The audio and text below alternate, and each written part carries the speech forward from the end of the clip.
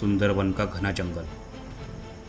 कल्पना कीजिए, आपके सामने खड़ा है एक खूंखार रॉयल बंगाल टाइगर और आपके हाथ में है सिर्फ एक छोटी सी खुकरी। जान बचाने का एक ही रास्ता, भाग जाना। लेकिन उसने भागना नहीं चुना, हमला किया और कुछ ही पलों में वो टाइगर जमीन पर पड़ा था। ये कहानी किसी फिल्म की नहीं है, ये कहानी है भारत के उस क्रांतिकारी की जिससे ब्रिटिश साम्राज्य भी डरता था। British police commissioner Charles Tegart ने कहा था, अगर ये शख्स अंग्रेज होता तो ट्रैफलगर स्क्वायर में नेल्सन के बगल में इसकी मूर्ति खड़ी होती। लेकिन क्या आप जानते हैं, इसी क्रांतिकारी की वजह से अंग्रेज़ों को अपनी राजधानी कलकत्ता से दिल्ली शिफ्ट करनी पड़ी थी। तो हमारी आज की कहानी के नायक है बाघा जतीन। सन 1907 सिलीगुड़ी रेलवे स्टेशन पर एक भारतीय युवक अपने बीमार दोस्त के लिए पानी लेने भाग रहा था। तभी दौड़ते दौड़ते गलती से उसका धक्का एक ब्रिटिश पुलिस अधिकारी को लग गया। बस इतनी सी बात पर उस अंग्रेज अफसर का घमंड भड़क उठा। उसने उस बेबस भारतीय युवक को बैटन से पीटना शुरू कर दिया। देखते ही देखते उस युवक को इतनी बेरहमी से पीटा गया कि वो लगभग अधमरा होकर ज़मीन पर गिर पड़ा। लेकिन तभी एक शख्स आगे बढ़ा। उसने उस अंग्रेज अफसर के कंधे पर हाथ रखा और पूछा, उस बेचारे लड़के को तुमने क्यों मारा? उसकी क्या गलती थी? अंग्रेज अफसर को ऐसे सवालों की आदत तो थी नहीं।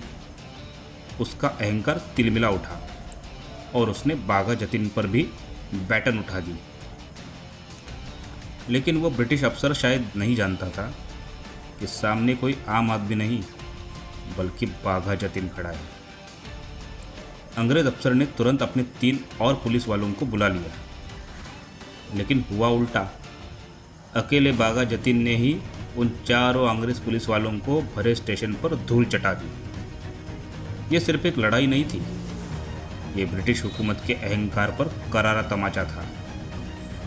जतीन की बहादुरी का कायल उनका दुश्मन भी था, बंगाल का पुलिस कमिश्नर चार्ल्स टेगार्ट। उसने कहा, अगर बाघा जतीन अंग्रेज होते तो लंदन के ट्रैफलगर स्क्वायर में उनकी मूर्ति एडमिरल नेल्सन के बगल में लगती।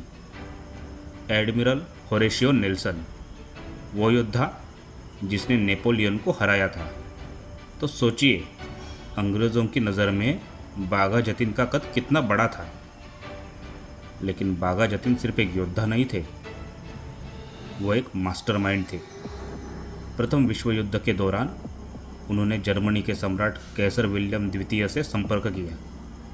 योजना थी जर्मन जहाज मैवरिक ओडिशा के तट पर हथियार उतारेगा और पूरे भारत में एक साथ विद्रोह होगा।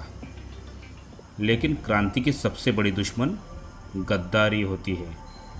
कुछ गद्दारों ने चंद सिक्कों के खातिर बाघा जतीन की योजना और उनकी खुफिया ठिकाने का पता अंग्रेज़ों को बता दिया। 9 सितंबर 1915 ओडिशा के बालासोर में बुधिबालम नदी के किनारे सिर्फ 5 क्रांतिकारी हज़ारों ब्रिटिश सैनिकों से घिर गए।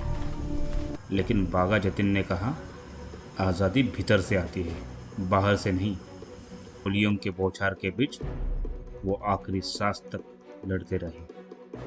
उनकी शहादत ने साबित कर दिया, भारत के शेर मर सकते हैं लेकिन झुक नहीं सकते। इतिहास की किताबों में ऐसे कई वीर खो गए हैं जिन्होंने अपनी जान देकर भारत की आज़ादी की नींव रखी। ऐसे ही अनसुने नायकों की कहानियां जानने के लिए सफ़र इतिहास की से जुड़िए, क्योंकि इतिहास सिर्फ किताबों में नहीं।